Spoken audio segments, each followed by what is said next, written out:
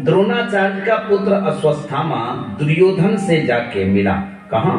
रणभूमि में, जहां भीम के गदा से दुर्योधन का जंघा टूट चुका। दुर्योधन से अश्वत्थामा ने कहा कि तुम्हें चिंता किस बात की है? दुर्योधन कहा, ये चिंता नहीं है कि मैं मर रहा हूं, ये तो आप सभी लोग जानते हैं कि सबको मरना है।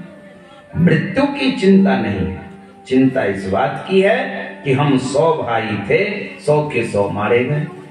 पांडव मात्र 5 भाई, वो पांचों के पांचों अभी तक जीवित हैं, सुरक्षित है, यही मेरी चिंता का कारण। अश्वत्थामा ने कहा, ठीक है, कोई बात नहीं, तुम अगर एक रात के लिए मुझे सेनापति बना दो तो मैं 5 पांडवों को मार सकता हूं। दुर्योधन को लगा कहीं ऐसा हो भी सकता है, क्योंकि दुर्योधन चाहता था कि कम से कम मेरा नाश हुआ तो हुआ, मेरे साथ पांडवों का भी विनाश हो,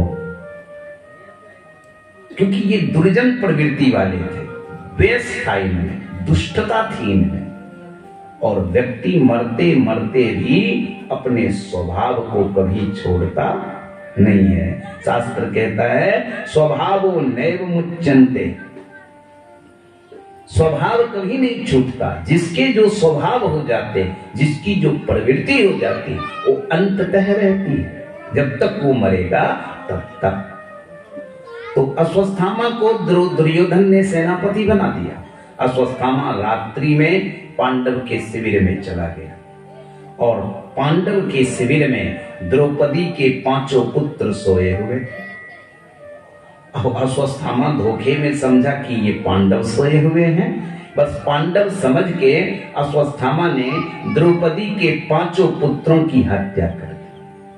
सवेरा हुआ, पांडव के शिविर में हाहाकार मचे।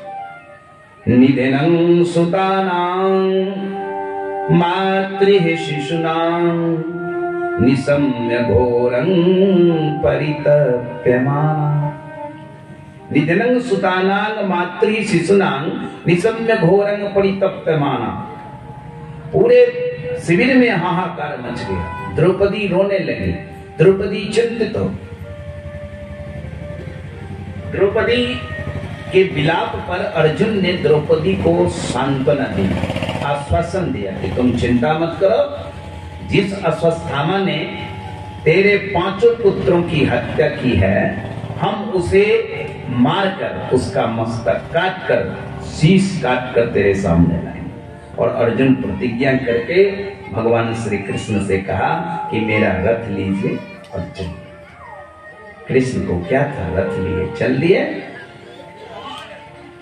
उस रथ पर बैठे अर्जुन जब अश्वत्थामा का पीछा किया, अश्वत्थामा भागते भागते महर्षि व्यास के आश्रम में चला। और जब अश्वत्थामा ने देखा कि अब हमें अर्जुन पकड़ लेगा, तब उन्होंने एक अस्त्र चलाया, ब्रह्मास्त्र। वेत्थेदं द्रोणपुत्रस्य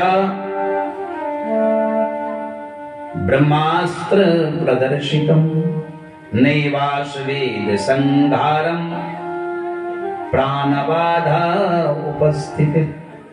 अपने प्राण को संकट में जानकर अश्वत्थामा ने जो ब्रह्मास्त्र चलाया, उसके कारण अर्जुन ने कृष्ण से पूछा कि ये अग्नि के समान जो प्रचंड बाण आ रहा है, ये कौन सा बाण है? तो उन्होंने कहा ये ब्रह्मास्त्र। तो अर्जुन ने भी ब्रह्मास्त्र प्रयोग किया। दोनों जानते थे ब्रह्मास्त्र चलाना, वो भी जानते थे, अर्जुन भी जानते थे।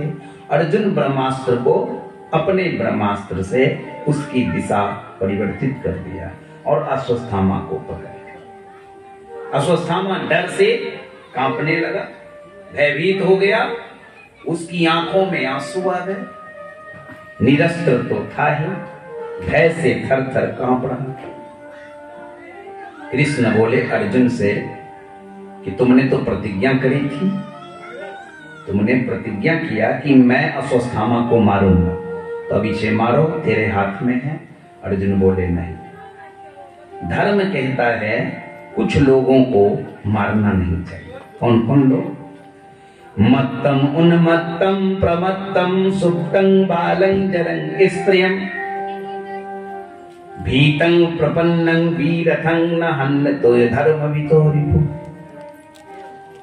जो व्यक्ति डर गया हो, जो व्यक्ति रो रहा हो, जो आदमी आपकी शरण में आ जाए, जो आदमी डर गया हो और जो सोया हुआ हो, जो अपने बस में नहीं हो, जो नशे में हो, जो पागल हो, ऐसे व्यक्ति की हत्या कभी नहीं करनी चाहिए। माना कि वो अपराधी है, उसने अपराध किया, लेकिन कुछ लोग ऐसे भी होते हैं जो अपराध करने के बाद भी उनको मृत्यु दंड नहीं दिया जाता, उन्हें मारा नहीं जाता।